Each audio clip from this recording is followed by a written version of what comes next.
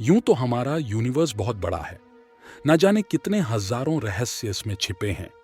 आज हम जानेंगे ऐसे ही एक रहस्य के बारे में जिसके लिए लोग हजारों सालों से आज तक सोचते आ रहे हैं कि वो अगर आज इस धरती पर होते तो क्या आज हम मनुष्य और बाकी सब प्रजातियां भी इस धरती पर होती, या वो हम सबको खा गए होते, क्योंकि वो देखने में इतने भयानक और आकार में इतने बड़े थे कि आज उन्हें इस धरती पर कुछ भी खाने को नहीं मिलता। आखिर कौन थे वो? डायनासोर। जी हाँ, हम बात कर रहे हैं डायनासोर की। माना जाता है कि डायनासोर 23 करोड़ साल पहले ट्रायसिक काल के दौरान अस्तित्व में आए। ये वो टाइम था जब धरती के सभी महाद्वीप एक साथ जुड़े हुए थे। डायनासोर साउथ पोल, दक्षिण ध्रुव के क्षेत्र में पैदा हुए थे, लेकिन इन्हें ठंड पसंद थी, जिसके कारण ये नॉर्थ पोल, उत्तरी ध्रुव की ओर चले गए। उस समय धरती गर्मी और भाप से भरी हुई थी। उस समय कार्बन डाइऑक्साइड का कंसंट्रेशन आज से 6 गुना ज्यादा था। इस कारण ध्रुवीय इलाकों की बर्फ गलने लगी थी और वहां पेड़ पौधे उग आए थे।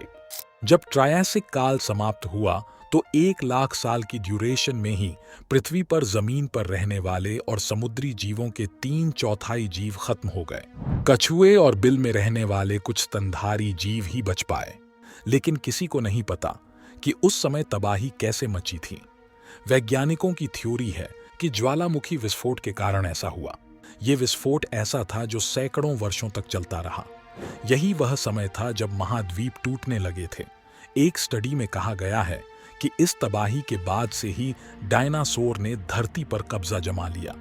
पहली बार डायनासोर की हड्डियों को खोजने का श्रेय ब्रिटिश वैज्ञानिक को जाता है, जो 17वीं और 19वीं सदी के बीच इंग्लैंड में मिली थी।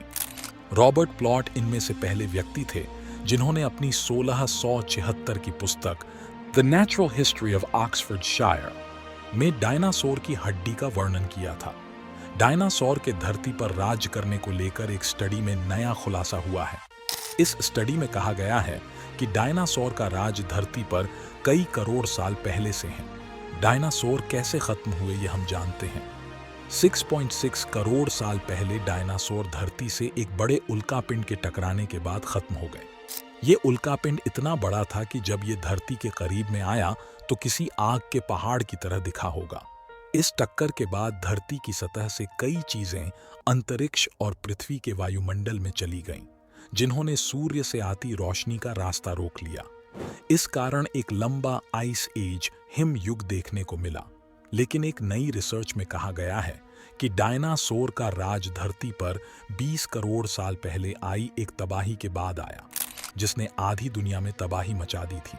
उल्कापिंड की इस टक्कर से धरती पर जीवों की 75% नस्लें हमेशा के लिए खत्म हो गईं। इस तबाही के चलते बड़े बड़े डायनासोर की तमाम नस्लें तबाह हो गई थीं।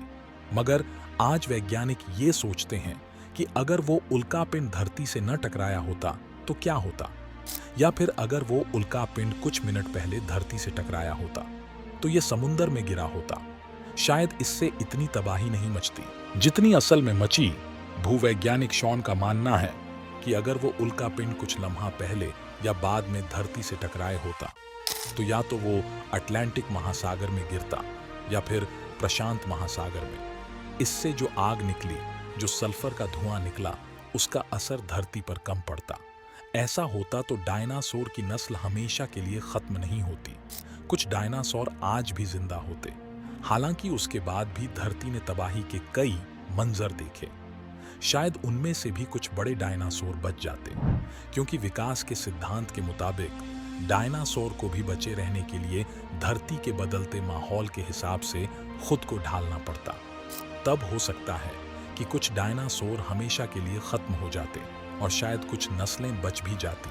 और अगर जो वो डायनासोर बच जाते तो क्या वो इंसानों के बराबर अक्लमंद होते? क्या फिर इंसान और डायनासोर साथ साथ धरती पर रहते? इस बात की कल्पना 2015 में बनी फिल्म द गुड डायनासोर में की गई है।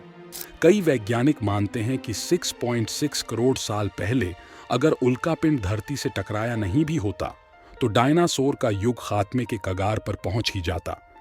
ब्रिटेन की ब्रिस्टॉल यूनिवर्सिटी के वैज्ञानिक माइक बेंटन कहते हैं कि धरती का माहौल बदल रहा था। ऐसे में डायनासोर का बचना नामुमकिन सा था। वो धरती के क्रिटेशियस युग के आखिरी दिनों में बड़ी मुश्किल से खुद को बचाए हुए थे। उल्कापिंड की टक्कर से करीब 4 करोड़ साल पहले से डायनासोर की नस्ल का पतन हो रहा था। डायनासोर करीब 23 करोड़ साल पहले विकसित हुए थे। वो आज के रेप्टाइल यानी सांप, छिपकली और मगरमच्छ के पूर्वज थे। इनमें से कुछ उड़ने वाले डायनासोर भी थे जो आज के पक्षियों के पूर्वज थे। मांसाहारी डायनासोर पर रिसर्च करने वाले अमेरिकी विशेषज्ञ टॉम होल्ज मानते हैं कि डायनासोर की ज्यादातर नस्लें आज खत्म हो गई होती, मगर उन्हें ये यकीन है कि कुछ प्रजातियां आज भी बची होती अगर धरती से उल्कापिंड की टक्कर नहीं होती। अगर डायनासोर आज भी जिंदा होते तो उनके लिए क्या क्या चुनौतियां होती। पहली चुनौती तो धरती के बदलते एनवायरनमेंट और हवा होती। उनके दौर में धरती का टेम्परेचर आज से 8 डिग्री सेल्सियस ज्यादा था। तब आज से ज्यादा जंगल थे जिनसे उन्हें आसानी से पेट भरने के लिए खाना मिल जाता था। इस माहौल में कुछ सौरोपॉड डायनासोर जिंदा रह जाते। सौरोपोड्स डायनासोर सबसे बड़े शाकाहारी थे। वो आज की गायों के बराबर के होते। ऐसे कुछ डायनासोर के जीवाश्म यूरोप में मिले हैं, क्योंकि जब तबाही आई तो 131 फुट लंबे टाइटेनोसॉर्स का दौर खत्म हो चुका था। डायनासोर के दौर में धरती पर पाए जाने वाले पेड़ पौधे भी तेजी से बदल रहे थे। उसी दौर में धरती पर स्तनधारी जीव और परिंदे भी विकसित हो रहे थे। अगर डायनासोर आज जिंदा होते तो वह भी अपनी जान बचाने के लिए घूम रहे होते, क्योंकि आज की बढ़ती आबादी और जंगलों के कटाव के कारण उनका जंगलों में रहना मुश्किल हो जाता। लोभ और लालच के कारण इंसानों ने अपनी हद पार कर दी है। वह जानवरों की चमड़ी का व्यापार करते हैं, जैसे जूते, पर्स, जैकेट्स इत्यादि, और न जाने क्या क्या बनाते हैं जो दिखने दिखाने और रोब झाड़ने के काम आता है।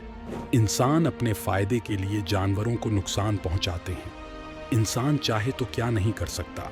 वह आज के इस युग में डायनासोर पर भी काबू करने का कोई न कोई तरीका निकाल ही लाता है। आप प्रकृति के सबसे बड़े जीव ब्लू व्हेल को ही लें, जो उस समय के सबसे बड़े डायनासोर से भी ज्यादा वजनी है। एक बार तो इंसानों ने उस पर भी काबू पा लिया था। वो तो भला हो सरकार और संरक्षक संगठनों का कि उनकी जान बच पाई। अगर आप खतरे की बात करें तो शायद आज डायनासोर ही ज्यादा खतरे में होते इंसानों के सामने। और आपका क्या कहना है इस बारे में कमेंट करके जरूर बताएं। और प्लीज चैनल को सब्सक्राइब करें और साथ ही बेल आइकॉन को भी प्रेस कर लें, ताकि हमारी आने वाली वीडियो का नोटिफिकेशन सबसे पहले आपको मिले। धन्यवाद।